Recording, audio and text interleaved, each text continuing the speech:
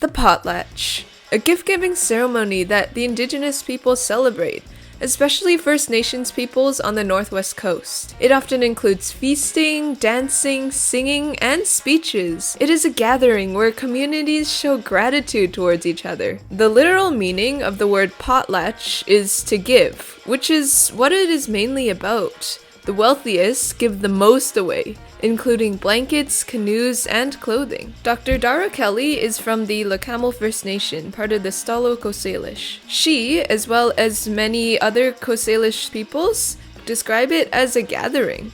It revolves around the idea that communities and families have spiritual work to do. It is done for many purposes. It is done to pass on family rights, privileges, or inheritance, to celebrate marriages, naming babies, and passing on titles within the family, to honor people who have passed away, and to celebrate relationships and give thanks. The potlatch is extremely significant for the transmission and preservation of indigenous cultures. It helps connect communities to their indigenous heritage. Communication and oral traditions are an important part of this ceremony. During the potlatch, orally telling stories and sharing traditional knowledge and values helps many First Nations remember or learn about their culture. The feasting during the potlatch signifies that there's a good relationship between the communities that they are celebrating with. It shows honor, respect, and that they are caring enough to feed each other and show off their best work to each other. It shows the indigenous communities have a good quality relationship with one another. Even though clans gathering can be separate, they are still very interconnected, possibly through marriage or interrelations. This shows how the potlatch gives a sense of family and culture and belonging. The potlatch was one of the most important traditions for many First Nations on the northwest coast. It was and still is significant for the culture as it plays a major role in how indigenous peoples do things. As previously stated, the passing of titles, celebrating marriages, naming children, and so many others were done through the potlatch. It is how traditional knowledge was passed down orally. It is how the younger generations learn about the history of their ancestors, values, and responsibilities in the community. It is how the economic system was done, with the redistribution of wealth and everything. However, many were against the potlatch. Missionaries saw the potlatch as a barrier to converting indigenous peoples to Christianity. They thought that the ceremony conflicted with Christian values, so they created a petition to get the government to ban the potlatch. The colonial government saw the potlatch as wasteful and unnecessary. They wanted to assimilate First Nations into mainstream society with westernized and European practices. So they thought the potlatch got in the way of that. They also wanted the economic system differently, where people owned their own private properties instead of redistributing the wealth like the indigenous peoples did in the potlatch. In 1876, the Indian Act was made, giving the government power over the First Nations and indigenous peoples. Its purpose was to remove indigenous culture completely and assimilate them into the mainstream society. So in 1844, the government banned the potlatch. Indigenous peoples were no longer allowed to legally practice this ceremony. Every Indian or other person who engages or assists in celebrating the Indian festival known as the potlatch, or in the Indian dance, tamanawas, is guilty of misdemeanor and shall be liable to imprisonment. This ban would go on for 67 years. Even though it was banned, some indigenous peoples would still try to hold potlatches to preserve their culture. But Indian agents like William Halliday actively enforced the ban, arresting people, taking away important cultural items like masks and costumes, and more. He represents numerous Canadian settlers who viewed the potlatches as wasteful and harmful.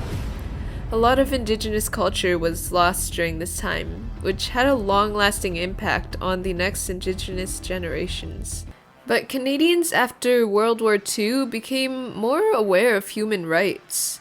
First Nations soldiers had served in the war, and more Canadians realized how Indigenous people were underprivileged and discriminated against. Because of this, and because Canada was dedicated to the UN's Universal Declaration of Human Rights, they removed extremely oppressive parts of the Indian Act, including the banning of the potlatch. The potlatch was finally legal, and the first official legal potlatch, after the ban was removed, was held in 1952 and hosted by the Kakokewak chief Mungo Martin. The ceremony represented a victory because they could celebrate a lifted ban. But it was also an acknowledgement of the 67 years of the ban that Indigenous peoples had to endure, losing a lot of their culture. Some people just see the Kamugwe dancers and Indigenous peoples now at events and ceremonies being celebrated with songs and dances, but they do not always recognize the huge losses and oppression the community and individuals have experienced. It is important to acknowledge the huge impact this has had on the Indigenous peoples in the past and even today. The one cause of just the colonial government and missionaries banning the potlatch led to so many different consequences. The Potlatch Ban in 1844 impacted Indigenous peoples immensely. The potlatch is an extremely important ceremony for Indigenous peoples, so to have that taken away was devastating. One of the short-term intended consequences was the suppression of Indigenous culture. Section 141 of the Indian Act stated that Indians could not hire lawyers to fight for their own rights. And basically, Indigenous peoples were not allowed to gather together. So many Indigenous political organizations were forced to disband. One of the short-term unintended consequences was the Indigenous people secretly practicing their own culture to preserve it for more generations to come. Many Indigenous communities would have to practice their own culture in secret.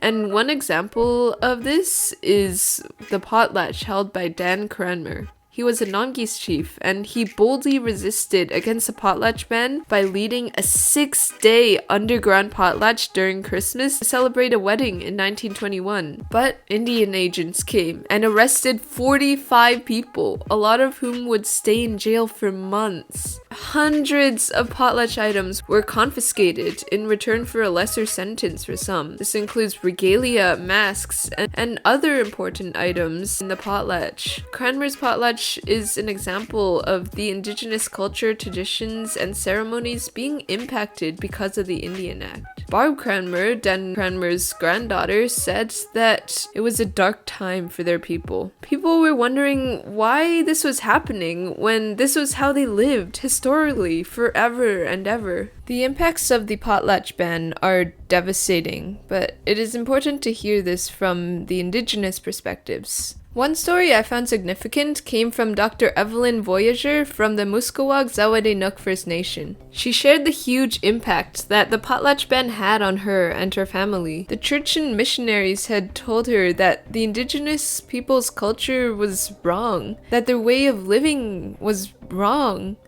And this left many Indigenous people sad and confused. Luckily for her family, they could still practice in secret. This is because the Kingcome Inlet, where she was from, was very secluded, and the only way outsiders were able to get in was through a boat, which everybody could hear, so they would quickly hide what they were doing if they saw a boat was coming. But even when the ban was lifted, the potlatch was a lot different than what Voyager remembers. Originally, in her big house, if something in the ceremony was not done right, the people would say no or do it again. But after the ban, the younger people who brought it back did so differently. Not necessarily the right way or the cultural way it was traditionally. They did not always consult the elders and didn't know the traditions as well because of the ban. Many of these traditions had to be corrected. For example, in the morning ceremony, Emily Baker said that she started to bring it back to the way it was because others were not doing it the way it was done traditionally in the Muskowag Zawadenook First Nation clan because of the ban. In the ceremony, for women, a matriarch of each clan would represent the tribe they'd lost, and if there were visitors from other village, they would pick the matriarch and sit them up there for mourning as well. But the important thing is that it was mainly matriarchs. This changed after the ban, but luckily Emily Baker is bringing it back to the way it was done traditionally. But still, there was a loss of culture and identity. And even today, Voyager still sees a lot of the younger people not doing things how they should be in ceremonies or the way it was done before. In the Kingdom, there is a spiritual dance they do called Kapa, similar to the spirit dance. In this dance, the lady who leads it must bring the Hamid sign, no matter whose potlatch it is. But Evelyn Voyager sees that this has changed. Many felt that they lost a connection to the whole universe because of the ban. Some indigenous peoples see the dances and think they are entertaining, but forget that the dances are not just dances and shows. This is why traditionally they're not supposed to clap in the big house, because it's not entertainment. It is to show. It shows that they are one, that they pass on knowledge and important stories through these dances. But because of the Potlatch Ban, many people are not as educated on this and can think that a lot of these are for show. It is important to respect these dances and ceremonies. And it's important to remember and respect who you are and where you came from, which was often forgotten after this Potlatch Ban. Chief Wadlidi Speck shared his perspective as well. His ancestry goes to the Kakwakiwak, the Ninchanuth, and the Kamuks. When he was little, he remembered a big feast at the potlatch. People were there that he hadn't met before, and he wasn't quite sure what was happening. But it was just the way that people gathered, and where they shared food and told stories. It was like the ban wasn't happening in the village he was raised in. This had a big impact on him, and he remembers this, even though he was only about 7 at the time. In 1934, his dad did a potlatch on Turner Island where they did everything the old way. It took a long time to get the people seated, but this was important because the order acknowledged the relationships of people. He remembers a story in which one of the dad's uncles spoke when he shouldn't have. As a consequence, he had to listen to the chief speak while he had a stick in his mouth. This is because he was speaking and not listening when he was supposed to be listening. This shows how it was important to listen to the oral history and their way of learning, because that's how knowledge was passed. Potlatch Ban had a huge impact on Wadlidi's family and life for many indigenous peoples. When the government outlawed ceremonies like this was their whole life. As I mentioned, this was how the knowledge was passed. Ceremonies like it was how the First Nations grieved and negotiated marriages, and this is the way they did economy and business, and they couldn't buy coppers and stuff. The Gitsan operated from the Namima, meaning clan, and every chief spoke for their clan. When this was outlawed in the Potlatch Ban, this changed, as family members of a clan didn't feel like a Namima. Wadlidi spoke how it didn't feel like we anymore, and this changed and they assimilated to the more white people system of me, I. More people looked after themselves more than the clan. Instead of Namima, like it had been traditionally for many generations. The potlatch now in modern times feels more like one nuclear family that potlatch is, and not the clans supporting one another anymore like they did historically, like the large traditional family system they had. Because of the Potlatch Ban, people now don't know their standing, their stories, and relationships anymore. This weighs heavy on people having a sense of place and belonging in this world. When you don't know your origin story, where you come from, the songs, who are you? Many people felt and still feel lost. Speck says that it weighs heavy on how people are and how they walk in this world and how they go about the world. Many families today don't even know their origin story. They don't have that sense of strength. They don't know who to go to, who to rely on, who to get support from. Many people also don't know their language. For Chief Wadlidi Speck, His language is impacted too, as the residential schools that his parents went to punished them for speaking their language, so they wouldn't teach Wadlidi Kwakwala. Wadlidi struggled to learn words to keep connected to his past and stay connected to the ideas that kept his people strong. But as he learned more about the language on his own, he learned the words and how rich the language is. It looks at the world through the lens of oneness, looks at the world as inseparable. He can look at the world and see himself in it, and there's a relationship with all things that he can and can't see. These are important concepts that got lost when the potlatch was outlawed. It took so much from indigenous peoples and brought so much harm. And indigenous peoples are still struggling to get their culture back to the way it was. While non-indigenous people today didn't outlaw the potlatch, we are still settlers and partners to change that. It is important to create a new relationship with the indigenous peoples, whether it's through simple stuff like acknowledging the land and learning about one another, or developing relationships with one another. Even though there's something in the past that we want to maybe look at, we should know when to honor people for where they are at currently and listen to them. We gotta find a way to communicate with one another. This art piece represents the Potlatch Ban. The indigenous peoples are just gathering for this important ceremony for their culture, clans coming together to celebrate. There's nothing harmful about it, yet the government, or the RCMP and the missionaries are taking it away, getting rid of the culture to assimilate the indigenous peoples like it is nothing. They did not care about the culture, about the sacred traditions that could have been practiced for many generations. They just wanted to get rid of them, leaving so many indigenous people so confused. It's sad that the RCMP was created to control the indigenous peoples. The colors being taken away represent the colonial government and the missionaries trying to take away the richness of the indigenous cultures. They are sucking the indigenous culture out of them like the Indian agents did, taking away everything, draining out the rich, vibrant indigenous colors and shifting to a more monochrome or white and Western identity.